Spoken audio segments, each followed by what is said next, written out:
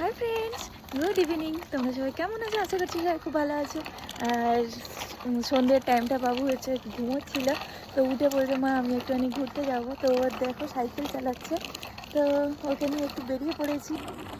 দেখো সাইকেল চালাচ্ছে ও একটুখানি হলেও সাইকেল চালাতে খুব ভালোবাসে, একটু হলেও হবে।